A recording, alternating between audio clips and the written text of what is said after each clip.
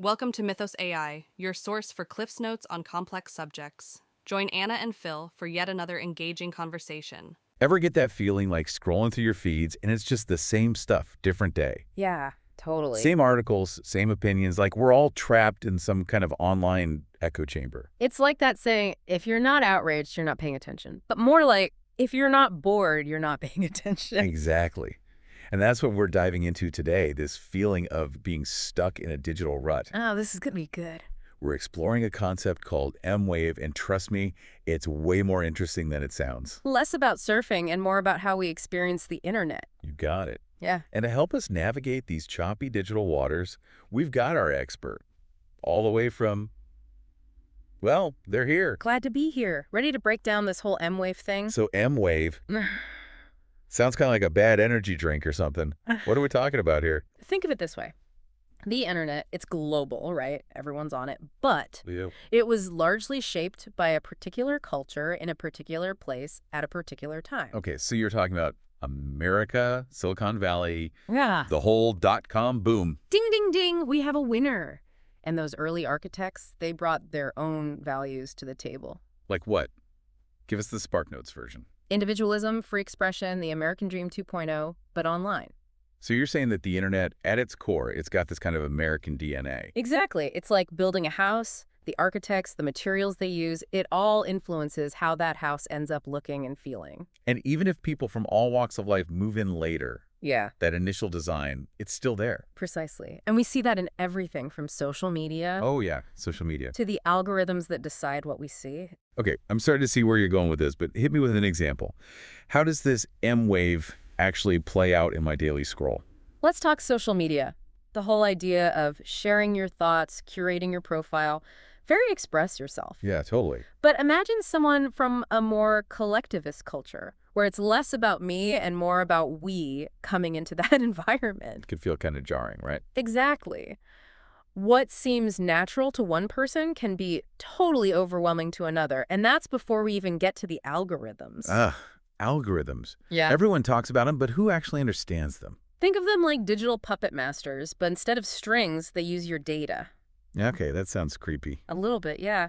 Every click, every comment, the algorithm is watching and learning. It's trying to figure out what makes you tick. So it can show me more of what it thinks I want to see. Bingo. Which, on the surface, doesn't sound so bad, right? True. The internet's a big place. It's nice to have a guide. Exactly. But, and this is a big but, Hit me with the butt. these algorithms, they're not neutral. They're shaped by the data they're fed, and a lot of that data. Let me guess. American-centric. You're catching on. So even if I'm not trying to stay in my little bubble, the algorithm might be gently nudging me back in. Subtly steering you toward more of the same, which might feel comfy, but Comfy can get boring. exactly. And limiting. We'll get into why that's a problem after the break.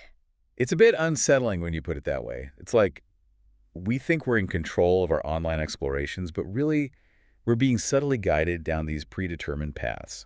Right, and it's not just like, oh, the algorithm knows I like cat videos. This is big picture stuff. You're saying it affects more than just my recommended videos. Way more. The news we read, the opinions we see. Even who we connect with online. Exactly. It shapes our whole understanding of the world. Okay, now I'm really feeling like Neo in the Matrix.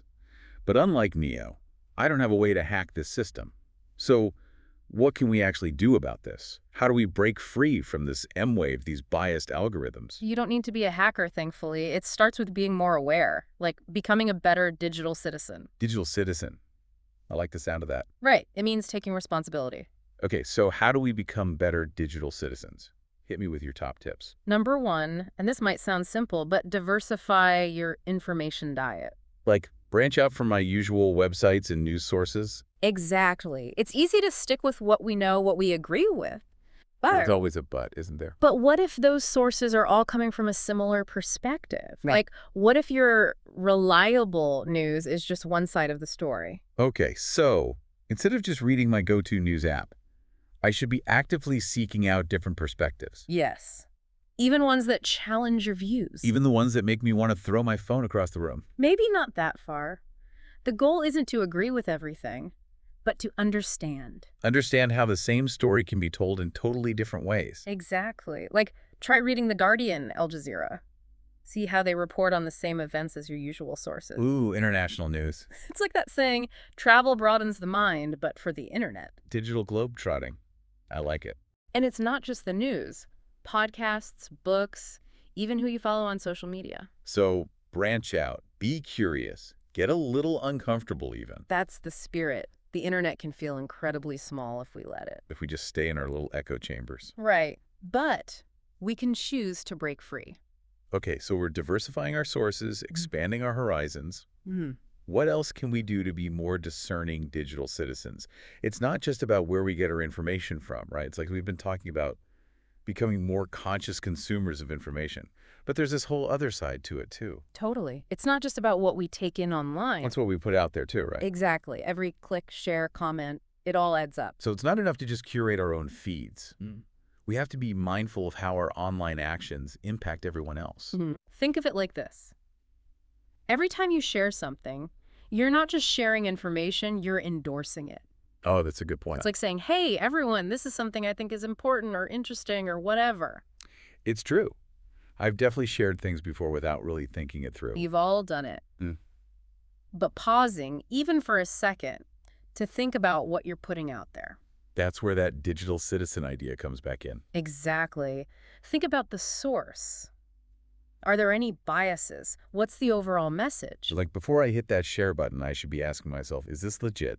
Right. And is it contributing to a more informed conversation or just adding to the noise? Okay, that makes sense. Anything else we should be asking ourselves? How about this? Would I be comfortable with this post representing me like 5-10 years down the line? Whoa, that's a big one. Because here's the thing. We're not just shaping the internet of today. We're building our own digital legacies. Exactly. And just like you put thought into the legacy you build in the real world, We should care about our digital legacy too. right. What kind of digital citizen do you want to be? What kind of online world do you want to help create? It's kind of empowering when you put it that way. We do have a say in this. Absolutely.